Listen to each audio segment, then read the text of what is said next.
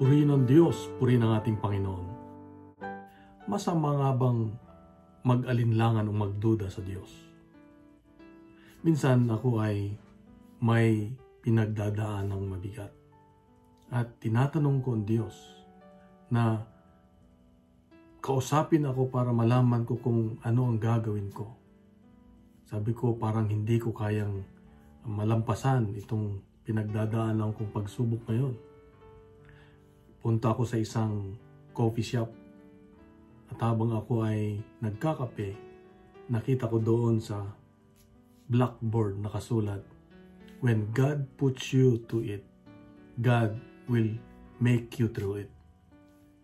Pag nilagay ka ng Diyos sa isang sitwasyon, gagawa siya ng paraan na ikaw ay makakalabas.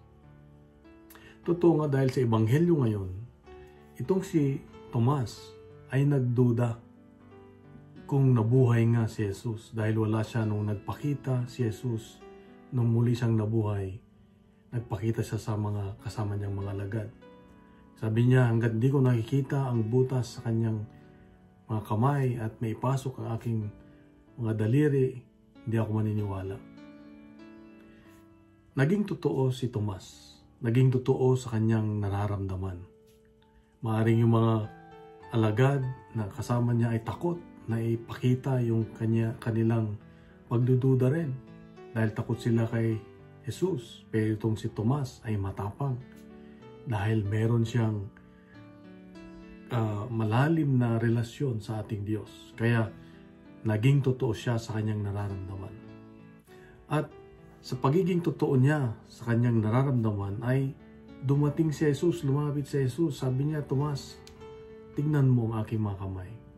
Naintindihan ng Diyos ang kanyang pagdududa. Kaya kung minsan, ang mga pag-aalinlangan natin, yung pagtatanong natin kay Lord, kung minsan parang di niya tinutugon ang ating mga panalangin, ay naiintindihan ng Diyos. Bakit? Dahil binibigyan niya tayo ng pagkakataon na alamin pa ang lahat. Dagdagan pa ang ating dasal. Dagdagan pa ang ating pasensya. Hanapin pa ang kasagutan ng Diyos. Ibig sabihin, pinapalalim niya ang ating pananampalataya. At pinapalalim niya yung ating relasyon sa bawat isa. Kaya kapatid, hindi masama ang mag-alinlangan o magduda. Basta kung ginagawa mo ito dahil sa paghanap mo ng katotohanan, ay naiintindihan ng Diyos. Naiintindihan ng Diyos. Kaya kapatid, ito ang palala ng Diyos sa akin ngayon. Kung meron kang pinagdarasal ngayon na parang nagdududa ka sa tugon ng Diyos, ay patuloy mong ilapit sa Diyos. Patuloy mong tanungin ang Diyos. Dahil siguradong mangungusap siya sa maraming bagay at maraming pagkakataon. Maaring gagamitin niya ang ibang tao.